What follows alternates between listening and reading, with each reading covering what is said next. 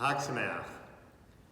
We probably all have an image in our minds of what the moment of Kriyat Yam Suf, the moment when the sea split, looked like. We might imagine that at that moment, the sea pulled back and the Jewish people all went out from Mitzrayim together. That is the way it's often depicted in paintings and in movies. But there's a midrash that describes it in a different manner.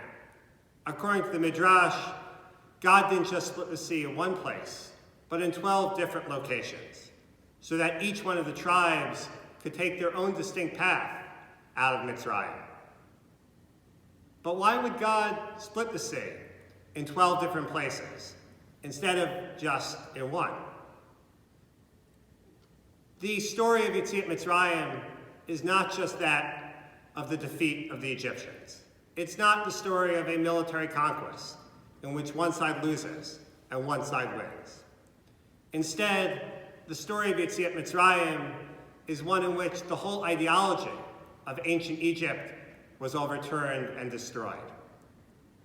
The story taught the world that there was one all-powerful God, as opposed to multiple ones as the ancient Egyptians believed.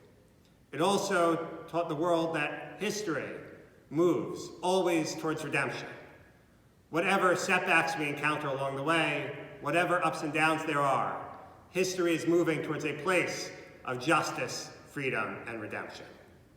And finally, it taught the world to look at individuals in a different manner.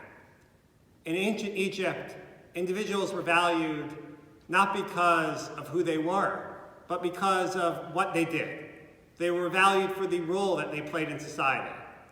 The Jewish people were only valued for the work that they could carry out.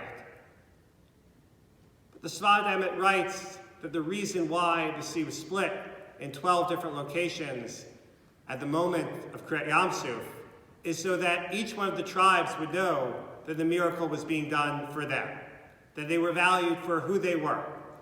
And even more than that, the Sfat Emet explains, so that each individual amongst the Jewish people would feel as though God were splitting the sea solely for them. God wanted the Jewish people to know, as individuals, that he didn't just value them because they were members of the Jewish people. And he didn't just value them because of the tribe that they belonged to, but instead because of who they were as individuals.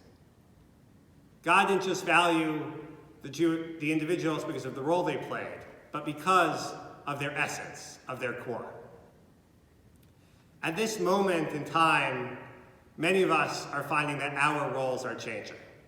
We may not be working as we once did, or we may find that we are working differently, working from home, taking on perhaps an entirely new role altogether, like homeschooling.